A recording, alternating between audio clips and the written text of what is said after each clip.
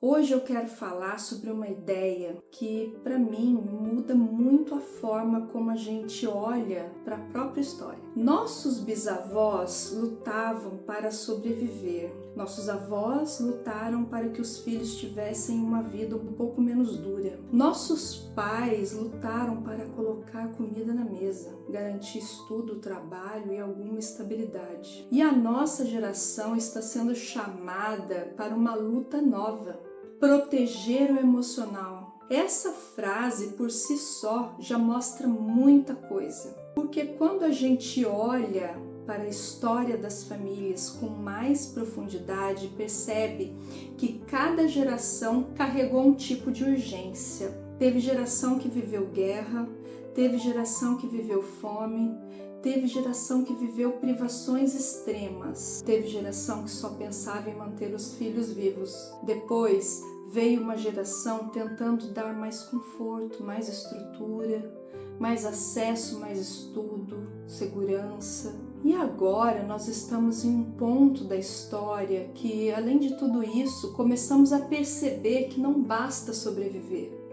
Não basta ter o que comer, não basta estudar, não basta trabalhar, não basta funcionar por fora. Existe uma outra necessidade se tornando mais visível, a de viver com mais saúde emocional. E eu acho isso muito importante porque às vezes a nossa geração olha para trás só com julgamento, como se fosse simples, como se fosse óbvio, como se os nossos pais e avós tivessem tido acesso ao mesmo nível de informação, consciência e linguagem emocional que temos hoje. E não tiveram. Muita gente foi criada em ambientes onde não se falava sobre trauma, não se falava sobre vínculo, sobre regulação emocional, não se falava sobre neurodivergência, não se falava sobre saúde mental, não se falava sobre infância emocionalmente segura.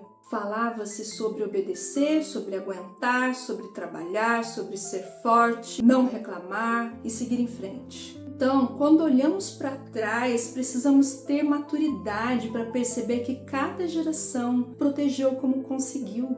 E isso não apaga a dor que ficou, mas ajuda a colocar a história em perspectiva. Talvez os seus avós não soubessem acolher emoções, porque nunca foram acolhidos. Talvez os seus pais fossem muito mais preocupados com escola, comida e disciplina, porque para eles isso já era amor em forma de cuidado. Talvez ninguém tenha te perguntado como você se sentia, porque essa nem era uma pergunta comum dentro daquela lógica de sobrevivência. E é aqui que entra uma virada muito importante. Se as gerações anteriores estavam lutando para sobreviver, a nossa geração está sendo chamada para ir além da sobrevivência. Nós estamos começando a entender que uma criança não precisa só de alimento, roupa, escola e teto. Ela também precisa de presença emocional, de vínculo, de previsibilidade, segurança interna, limites sem humilhação, acolhimento sem permissividade extrema, de adultos que saibam reparar, pedir desculpas, nomear emoções, sustentar frustrações e ensinar sem ferir. E isso muda tudo, porque significa que a missão da nossa geração não é só dar mais coisas aos filhos, é oferecer uma forma mais consciente de presença. É claro que isso também traz peso, porque muita gente da nossa geração se sente culpada, como se agora tivesse que acertar tudo, como se tivesse obrigação de ser um pai ou mãe perfeito. Se quebrar um ciclo significasse nunca errar. E não é isso. Não é virar um ser humano impecável. Quebrar o ciclo é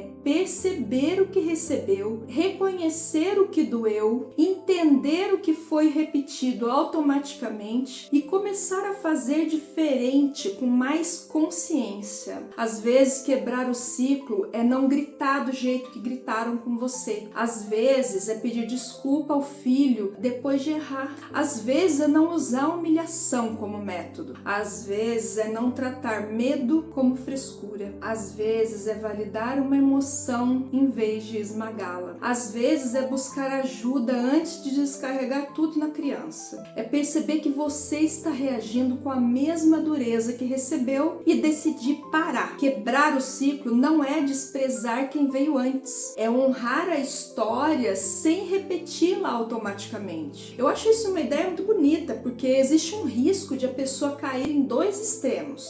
O primeiro extremo é repetir tudo sem pensar, porque sempre foi assim. O segundo extremo é rejeitar completamente a própria história, como se tudo que veio antes fosse inútil ou desprezível. E a maturidade, mais uma vez, está no meio. Tem coisas que vieram da sua família e que talvez você queira preservar. Coragem, a capacidade de lutar, senso de responsabilidade, a disposição para trabalhar, a resistência diante da vida. Mas talvez existam outras coisas que precisam parar em você. O silêncio emocional, a dureza excessivas, a violência nas palavras, a humilhação, frieza, a incapacidade de reparar, a repetição cega do sofrimento. Quebrar ciclo é isso. Discernir o que merece continuidade e o que precisa terminar. Eu sei que isso toca fundo, porque muita gente se dá conta de que carrega dentro de si tanta dor da criança